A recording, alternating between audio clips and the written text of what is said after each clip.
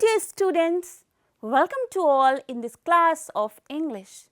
Today in this session, we will study the chapter Hamara Bharat, Incredible India from Unit 5, Culture and Tradition from your English textbook Poorvi. Now, the title itself tells us a lot, doesn't it? Hamara Bharat means our India. And when we say incredible India, what does the word incredible make you think of? It means something amazing, something wonderful and something hard to believe, right? Well, our country Bharat truly is incredible. This chapter is going to take us on a little journey to explore just why India is so special and why people all over the world are fascinated by it. So, get ready to open your minds and your hearts as we explore Hamara Bharat, Incredible India. This chapter will help us understand and feel proud of the rich and diverse heritage that makes our country so truly special. Let's begin. Our country is recognized globally as a land of wise and brave people like Mahatma Gandhi, Dr. APJ Abdul Kalam, Shaheed Bhagat Singh, and so on. You should know about these people who have made us proud. Our country is always famous for its rich and diverse culture. One of the most prominent features of our country is its unity in diversity. Many kinds of people live here.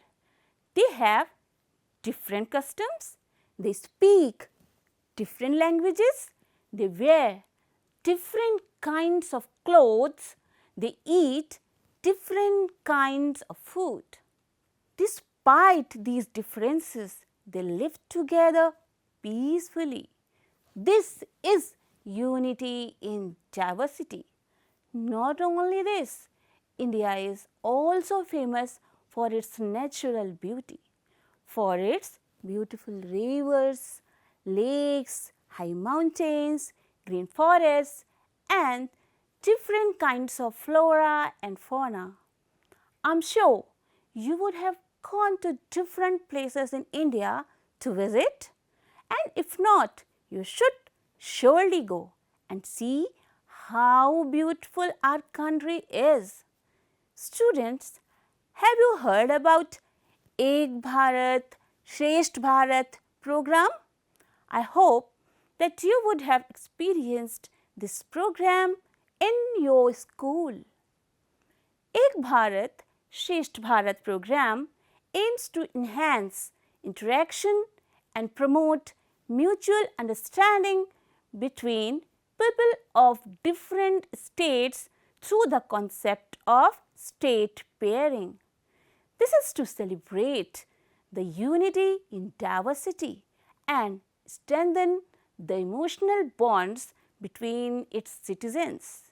The program aims to contribute to nation building by highlighting the interconnectedness between various cultures and traditions.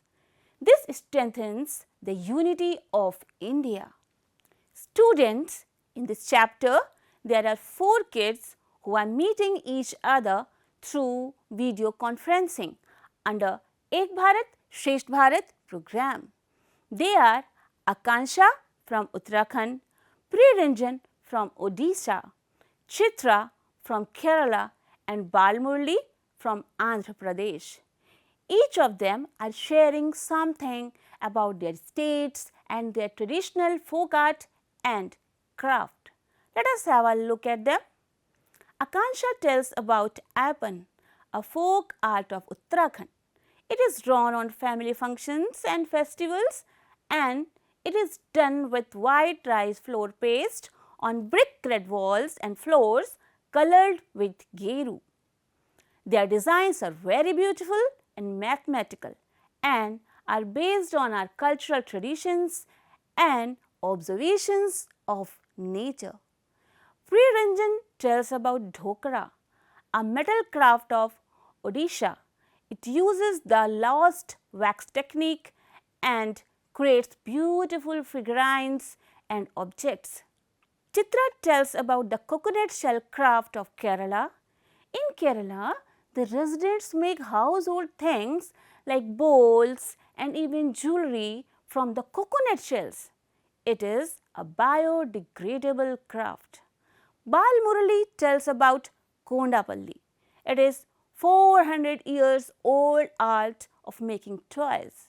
It is made of soft wood, makku, that is a paste of tamarind seed powder and sawdust, and it is colored with watercolors or vegetable dyes or enamel paints. These toys are based on folk stories, animals, birds, bullock carts, rural life, etc. Dear students, are you aware of some other diversities of our country, like diversity in cultures, traditions, folk arts, paintings, cuisines, and so on? Of course, you may be. You can talk to your classmates about their cultures and traditions. Moving the session forward, let us know the meanings of some difficult words and phrases that we find in the chapter. The first one is carve. It is a verb and its meaning is to cut wood or stone in order to make an object or to put a pattern or writing on it. The next one is scrap. It is a noun and it means small unwanted pieces. Biodegradable. It is an adjective and it means something that doesn't harm the environment, like paper, sawdust, wood, coconut shells, etc. Students, do you know what is the most dangerous thing for our environment?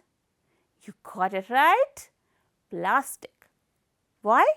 Because it is non-biodegradable. And now, this is the time to test yourself. How do you wish someone in your language? Like we say Namaste in Hindi.